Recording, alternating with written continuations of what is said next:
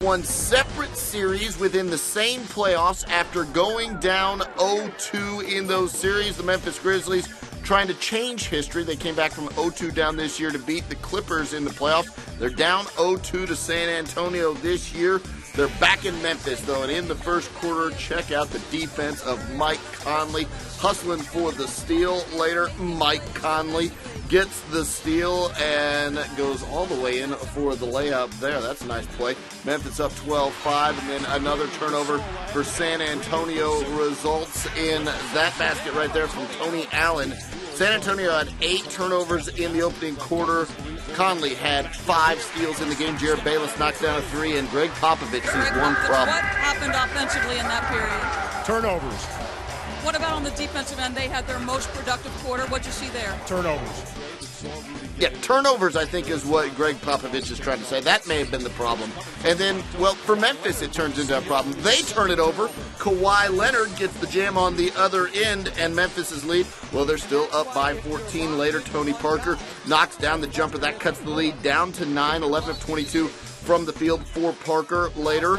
Mike Conley turning the ball over again, and on the other end, Manu Ginobili. Look at that old man, big man, Tim Duncan running the court like a young fella, lays that one in, and at the half, the Grizzlies lead trimmed down to 44-40. Third quarter now, Tayshaun Prince driving and missing the layup, but Zach Randolph down there for the putback. 14 points, 15 boards for Randolph. Tony Parker on the other end driving in for the layup. Memphis' lead is at 163-62.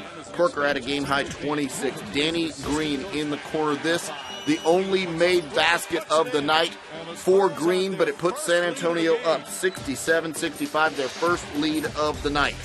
Later, fourth quarter, Manu Ginobili steps back, knocks down a 3, had 19 points in the game. San Antonio's up by 3, but sticking around is Memphis.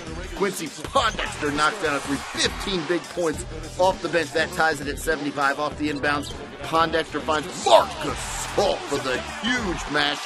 Watch it one more time. Gasol just trucking down the lane and flying high for the one-handed toss.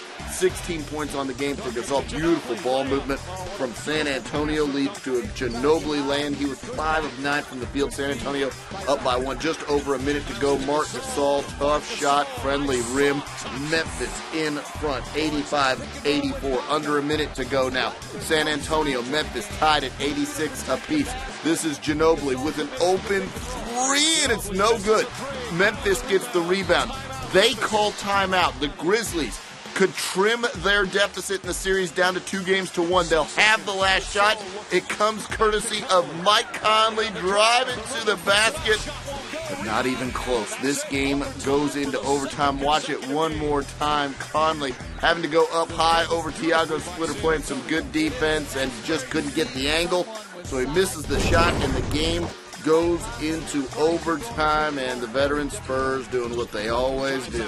Deliberate and effective. Hoop and harm for Tim Duncan. 24 points, 10 rebounds, a huge double-double for the future Hall of Famer. Then Tony Parker knocking down the free throw line jumper. What a great shot to get in an offense like that. Easy stuff for Tony Parker. Then Parker driving, hitting the shot here. That's a little tougher, draws the foul as well. San Antonio up 100-91 at that point. They go on to outscore Memphis by 11 in OT. Final score 104-93. The Spurs. 7-point Memphis lead. Under 3 to play in the third. Duncan, pretty bounce pass, and Boris Diaw finishes. What a great pass from Ginobili to Duncan, and then Duncan dropped. Team trade that saw Rudy Gay go to Toronto, along with Tayshaun Prince. Davis coming from Toronto. Kawhi Leonard with the steal. Only the second turnover for Memphis. And an easy bucket. Well, we've seen throughout.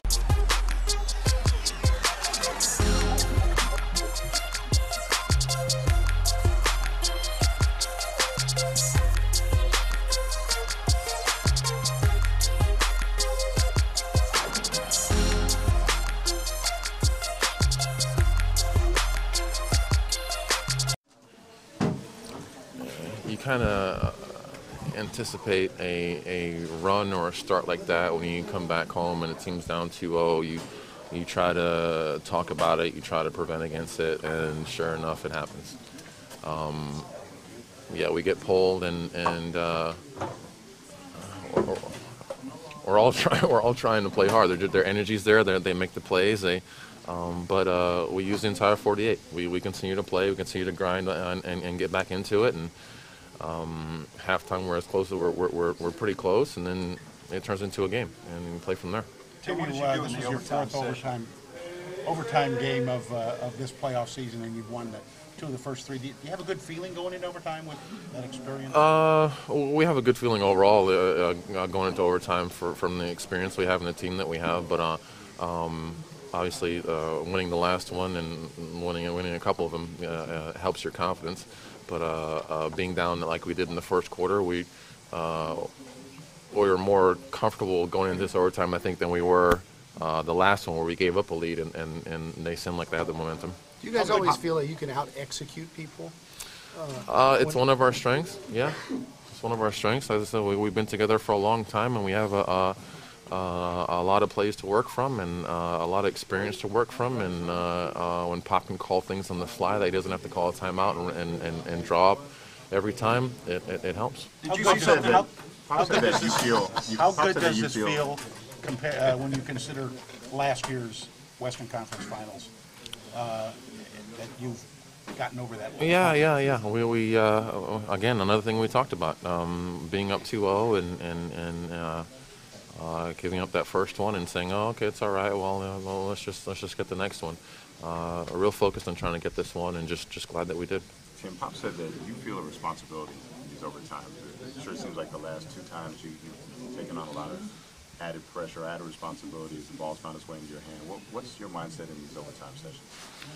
Just to be aggressive more than anything. I thought I was a lot more hesitant throughout the game for whatever reason, just in taking my shot and just trying to make the right play at the right time. In the overtime, I just got it and shot it, made a move, just kind of went and see what happened. So and then obviously we get a couple plays, we get a couple passes. Thiago makes some great plays and some layups down there, and things just kind of start to swing our way. Are you surprised by what you're able to do right now?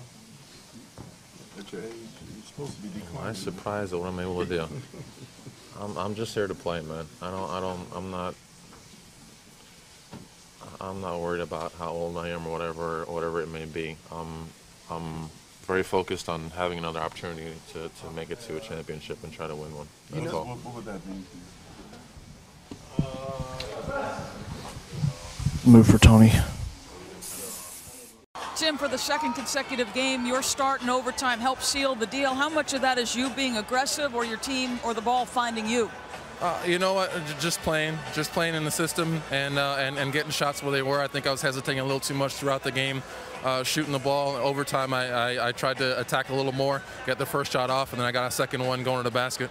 Pop told us before this series started that Manu Ginobili would be important moving forward. How encouraged are you by what you see from Manu right now? Yeah, he played great tonight.